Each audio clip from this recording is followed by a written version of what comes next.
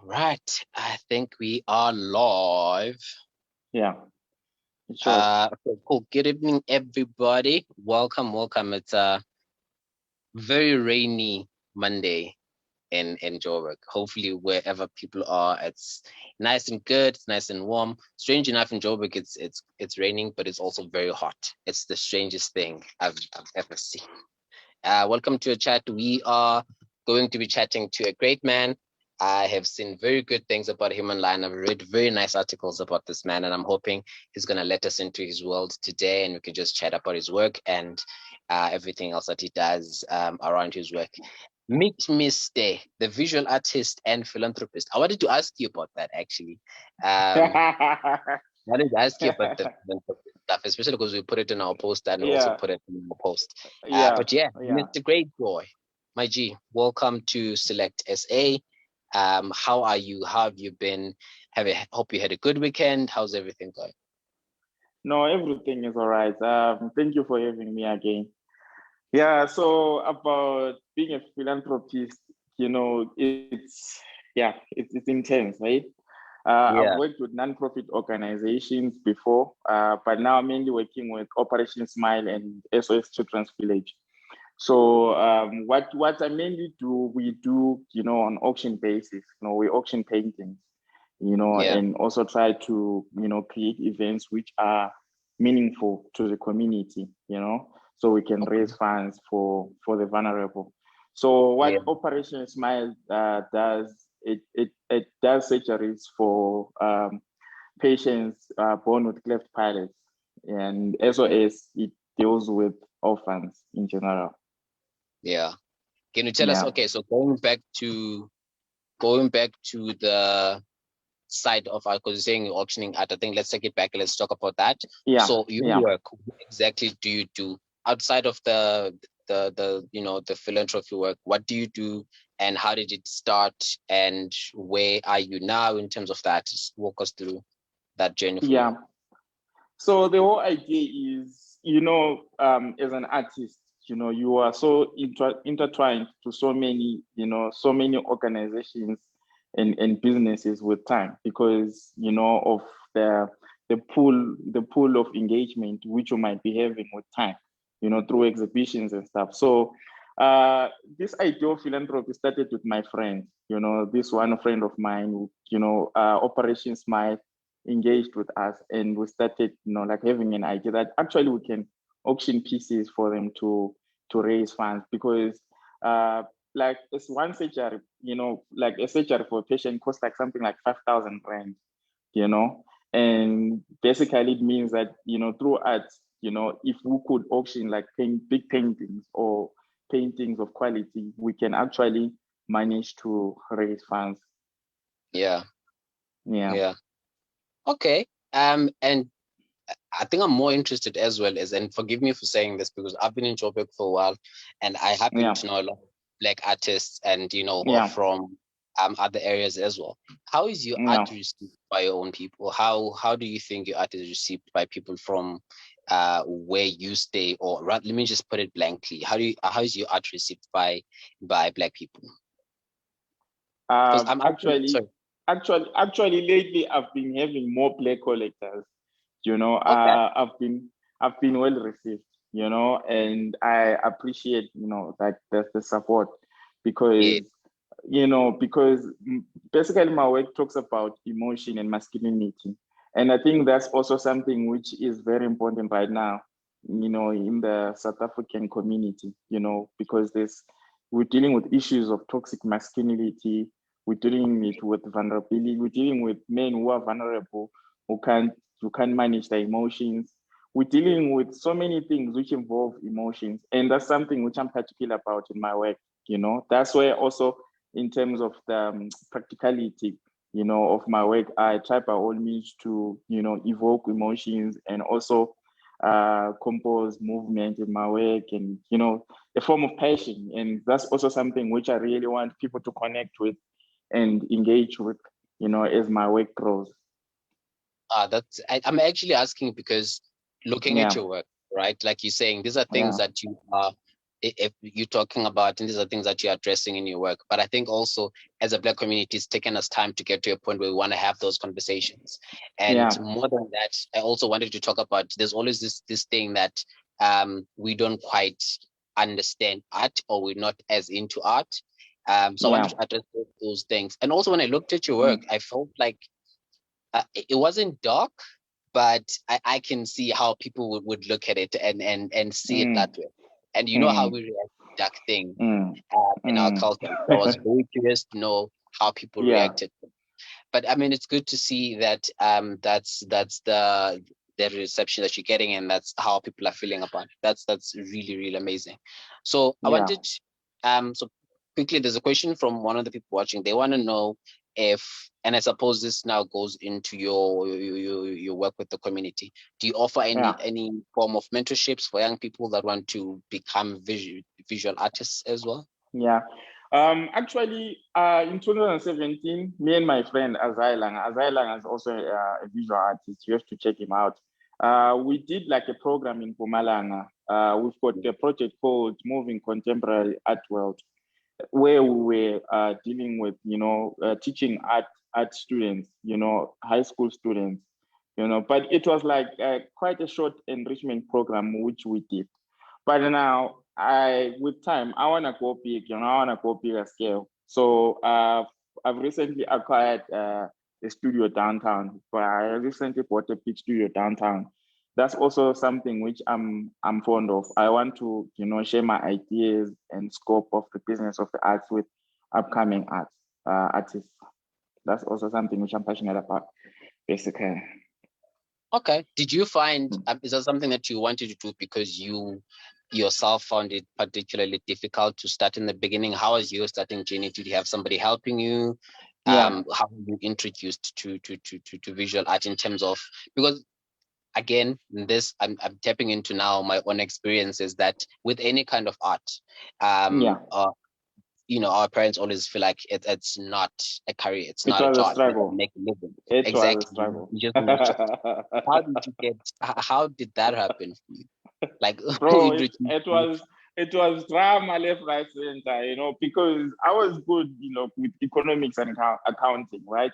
But then you did. I've yeah, and now every time I'm like, no, I want to be an artist.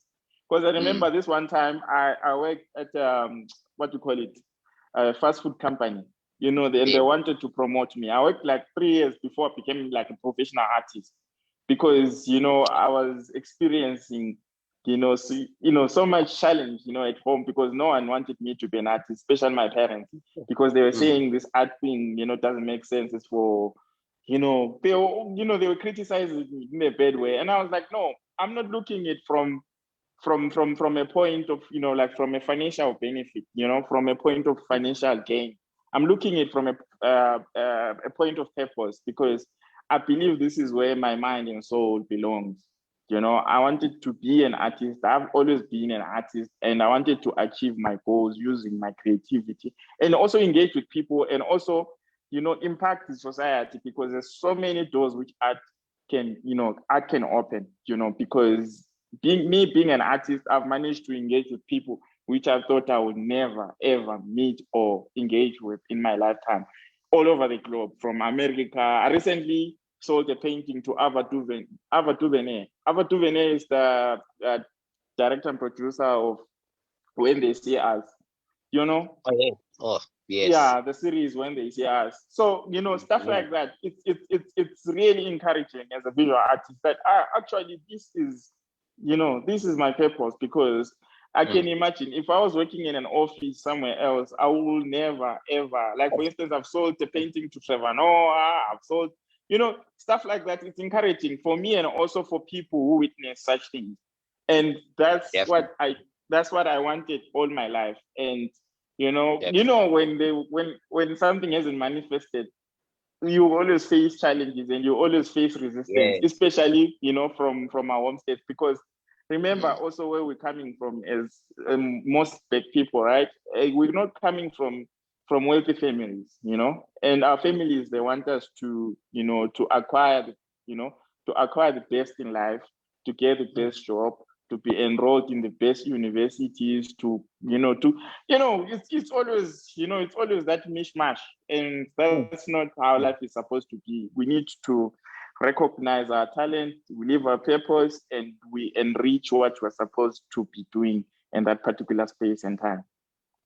Absolutely. I couldn't agree with you more. I think this whole head mentality of everybody who does, like you're saying, everybody who is good and does and did the subjects that you do, that you now have to do one thing, and forgetting what what you're good at, what your talent is, and what you're passionate about. But also in our communities, we look at it as passions need to be funded. Someone needs to pay black tax. So it's gonna take a while if you're in the arts and stuff.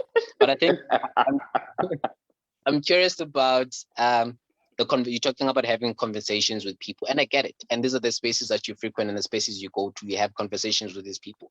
But how do you think because I think through your art as well, you're definitely having these conversations with people who buy your art and they look at your art and they take it home. And for some people, those conversations last longer because now you're up on my wall. And like you're saying, you're dealing with issues of, toxic masculinity and looking at all these different conversations that people are having. But now you are in my bedroom or in my living room, and we're having these conversations every single day. And I think for me, that also goes beyond the conversation that you have with people at these events, and that's incredible. In most jobs, you don't get to do that. You don't get to impact people's lives every waking moment of every day. So I really think that's a profound thing. But I'm more I think looking at, like you were saying, how you started and how everybody reacted to it, and how they, obviously we don't think it's gonna go anywhere and all of that. What kept you, besides just your vision, right? Like you're saying, when something hasn't manifested, you tend to see a lot of the problems and the struggles and the fights. What kept you going? What made you believe that at the end of the day, what they're saying is not going to happen, what I'm seeing is going to happen? What kept you going up until this point? It was the desire to win and prove them wrong, because I always knew that I'm a winner. You know what? Winning is a mentality. Winning is a mentality, and taking challenges by their necks, it's very important. You don't have to succumb to negativity or, any form of discouragement, especially when the essence of yourself, when you know yourself, when you understand how great and how big you are as a person. You need to be spiritually inclined with your purpose and and your energy. And your energy must evoke what you are. Because the thing is, once you start like doing something else which you are not, at the end of the day, you won't be the best in that occupation. That's why I chose art, because I knew I will never be a great business. What do you call it? White collar. I can't work. I can't do a white collar job. I can't wake up in the morning every day. To wait for a paycheck month end. I wanted to own my destiny, and I wanted to own my, what do you call it? My norms and morality. You understand? Because sometimes at other jobs, that's why you find people sometimes stealing. Of course, stealing at the jobs where they work, because you know why? They're underpaid. Because they're not happy. Most of the companies, they don't even see the value of employees. And I didn't want to fall in that trap. I wanted to deal with my capabilities. If I fail, I fail. If I win, I win. That's it. And also to encourage, and also on the long run to really build, big institutions, and also be of benefit to our communities, because we still have a long way to go as the Black community, and we really need Black entrepreneurs from every field. We just don't need doctors and doctors, accountants, and like the famous occupations which we grow up being told that you must be a doctor, you must be a what. We really need to be innovative people. We need to be an innovative race, and art gives me an opportunity to be innovative and deal with my demons, you know. I hear you. I hear you. I think, but Yeah, you know what? It's funny enough, as much as you say deal with your yeah, demons, and I yeah, know, I know what exactly what that means. And I was in a similar space because, um, yeah, when I went to school, I had been doing commerce. So my teachers and yes, everybody were like, you're gonna, you need to have to do accounting. And I went to school, I yes, applied to become accounting. uh, It just wasn't for me. I was miserable. And after a yeah, year, I was like, nah, I'm changing. I'm switching to something else. And then I was yeah, like, okay, I've always been a creative mind, so I'm rather go into marketing, and that's what I'm doing now. And I yeah, feel like it's a waste of a year. Had somebody looked at what mm, I loved, what I was passionate mm, about, I would have mm, gotten to where I needed to be a lot sooner. Do you know what I mean? mm, But I think from mm, what you were saying just now as well about the fact that it's not even about the fact that people are underpaid even at the jobs, but it's also because I imagine there was a period of time when you were still working on your art, right, crafting your skill, that you weren't getting a lot of money, but absolutely.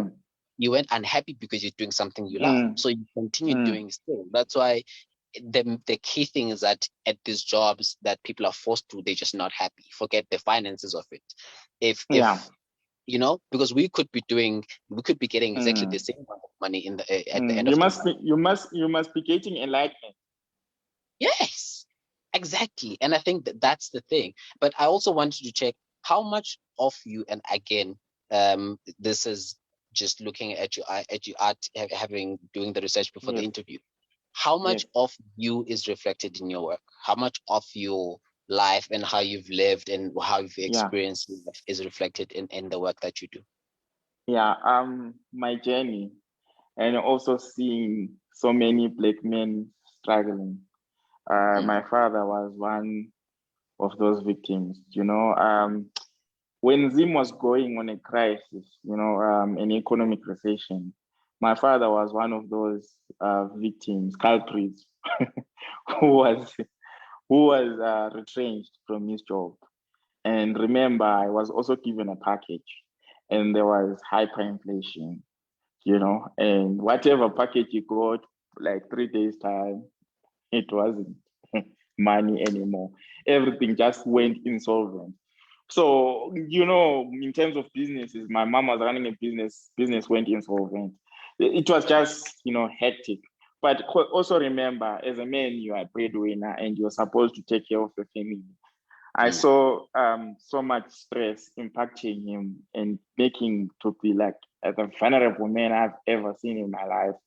He was mm, stressed because remember, we were also young and also in high school, and that was something else for him, And yeah. for me, I learned a lot of things, through that process, through that experience. And you can see in my art, there's so much, in other pieces, there's so much agony, there's so much pressure, there's so much emotion, and also in as much as it was my father, that's also affecting so many people, especially people in our black community, you find it in SA everywhere. That's why there's also high levels of gender-based violence, because us as men we also don't know how to deal with our problems. That's also Mm, something. I think it also comes from mentorship, because if we feel vulnerable, we want to fight that vulnerability with our correct. physical strength. Mm, We mm, want to show it through through mm, fights and all that. And that doesn't really work. That doesn't build a society, because it messes up families, it also messes up children which mm, are still, which look up to, to you as a man, as a father mm, figure, as a brother, whatever. So, that's also something really, really which I'm passionate about, and which I've studied, over a period of time through my growth. And yeah. I still want to do, like, programs and sessions where we, us as men, we can, realize how great we are and how we can, manage to deal with certain issues which are really affecting the communities in a Mm, negative way. Because, like for instance, the levels of gender violence lately have been crazy. There's so many weird stories which are happening out there. And that's impacting children in a bad way, and women in a bad way, obviously. But I think us as men, it's up to us to change and deal with it and find solutions. And also, I think, part of it also is, a mind is something which can be, what to call it, influenced by either strains in life or outside influence. And us as men, once we find our purpose, most of us as men, because most of the guys, they do work because of the economic crisis and all, but they work in jobs which they are not really happy with, But I think purpose is something which keeps you on a lane and makes you to calm down and focus on who you are. And purpose is about innovation and innovativeness that goes with, it goes with kindness. And, even if you are offended by your spouse or partner, whatever, you can manage to, go back, to the drawing board. And the drawing board is you and your purpose and your identity. That's how I think.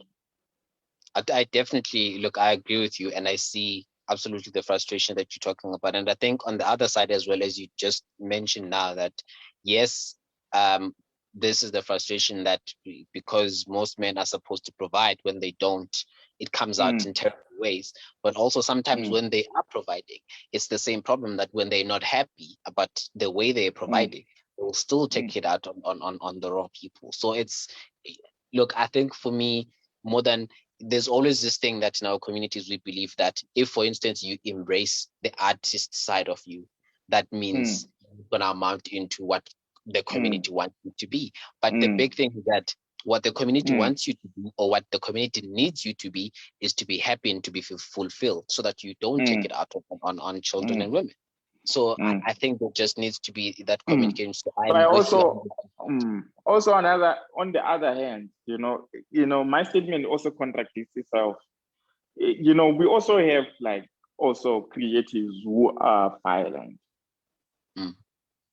because of frustration. Maybe they're not making enough income to, to provide for their families. That's also because, so basically we can say violence goes with mentorship. If you are not mentored, if you are not like really enlightened on how to live life and to do things, you will always be that person in most cases. Because us as men, testosterone is, is a natural, it's a natural aspect of being a man. And it's all about how you control it and how you deal with it. And also that also goes with so much mentorship, because now, the world has changed so much. I'm not saying long time ago there wasn't violence. I think also long time ago there was so much violence because also the idea of patriarchy was big, But now I think we're in global village where, information is everywhere, where there's so many opportunities, where there's so many things you can do which can shun away violence. And I believe mentorship is a big thing. So if we could mix mentorship and what you call it, skills enrichment, we can get where we're supposed to be. I think for the same reason that we, like you're saying, yes, definitely, and which is a good thing. There's a lot more highlight on violence now, because it is a global village and everything is out, everything is on the internet.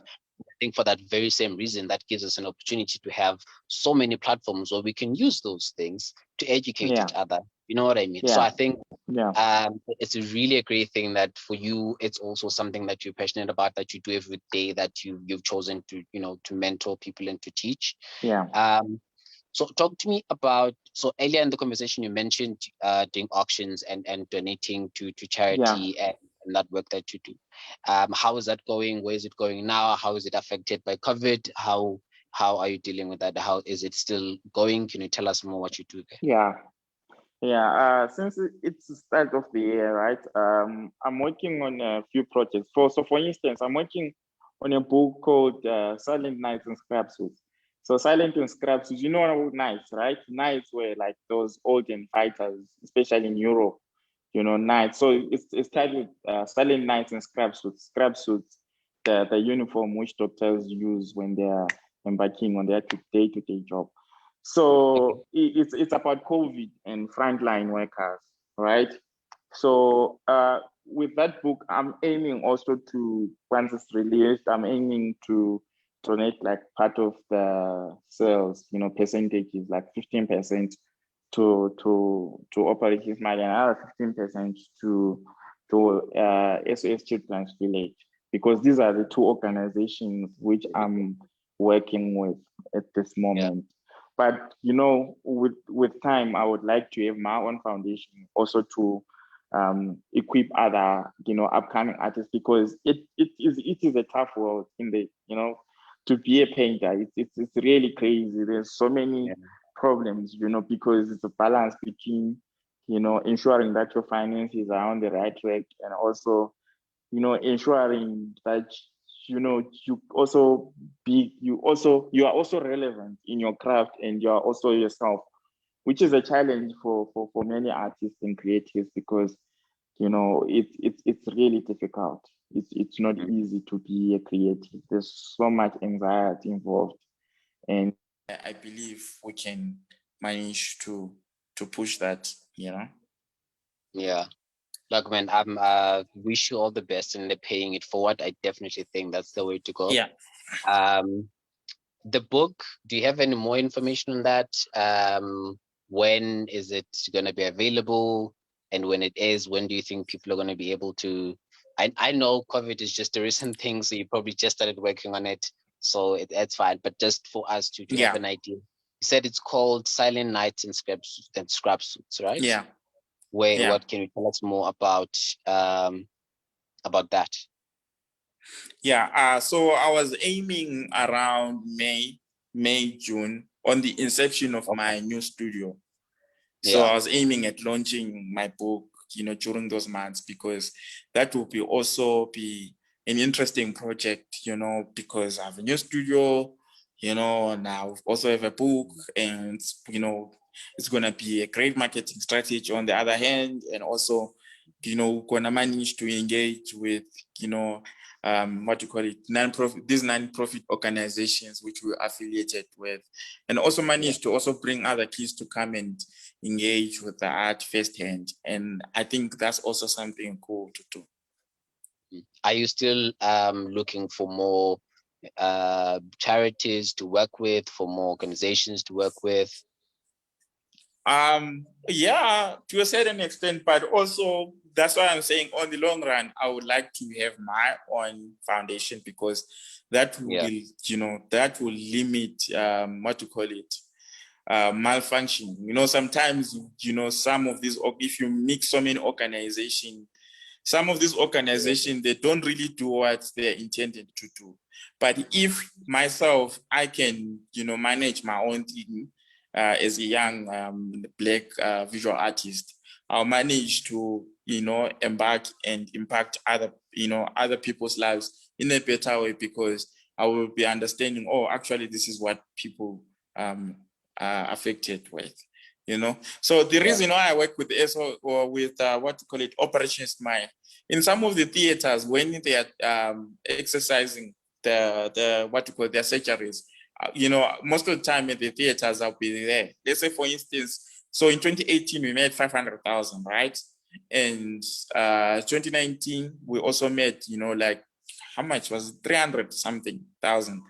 So the on the theaters, I'll be there, engaging with the doctors and seeing what's happening. If really patients are being, are being treated properly, Yeah. and that's also something which I'm passionate about, because the engagement with the organization and the results of the organization also convinces the collectors of the work, during auctions, actually, this is what we paid for, and this is the program which we which we donated, and we actually did the right thing, because they are the results. There's something going on, you know. Yeah, I hear you. I hear you completely. And look, definitely conversations we can have for a very long time. But I think it's a conversation that, look, I'm glad to know that also it's a conversation that you have every day, and it's, you know, the Yeah. same that you have with your collectors as well. Where can people find you? Where can people find your work? Where can people find what you're doing? And if there's any ways that people can get involved, where can they get involved?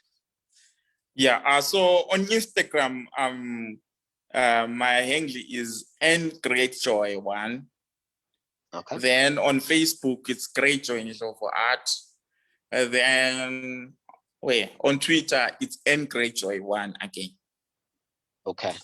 So Yeah. thank you so much. We'll definitely put them up as well on our page just so that people can see. I Okay, think cool. there's definitely going to be a lot of follow-ups. We're going to put this on our other platforms as well. So we definitely going to come back to you with some follow-up questions, I think. All right. Man, thank you so much for your time. Continue doing what you're doing, and this is even beyond the you know, the you and working and mentoring people. But I think, like you were saying, just pushing your passion and doing what you're good at. Yeah. That in itself is a big message to everyone else who's out there and is watching. Look forward to seeing more of your work. You are now on our radar, so definitely going to be following you everywhere. All Cool. the best, man. Send us an invite when you open your studio. Let us come through. We'll definitely be, you know, we'll show up. We'll be bigger. We'll give you exactly what you need, all the publicity you need. Thank you so much for your time, man. Thank you, my brother. Have a good evening. Thank you so much. You too, Cheers. man. Cheers. Bye. Yeah, so thank you guys for joining us. That was Greatjoy, the visual artist and the philanthropist. You heard the man talk about all the work that he does and every incredible thing that is involved. And we're going to put up his handles on our pages. We're going to make sure that you have a way of getting in touch with him if you need to. But thank you so much for joining us, and thank you for liking our page. Thank you for making us grow. We are definitely going to be serving you with a lot more content, and we hope to see you on the timeline, and we hope to see you on our other platforms. Remember, we're available on Instagram, on Twitter, and we have a YouTube channel where we upload some of these conversations. So if you haven't seen some from the previous months, please go check them out. And yeah, send questions. We'll send follow-up questions. If you have any information you'd like to know more about any of our guests, we'll send through to them. We'll get back to you with an answer. Thank you so much for tuning in. Have a great Monday evening and enjoy the rest of the week. From us at Select SA, we are out. We'll see you next time.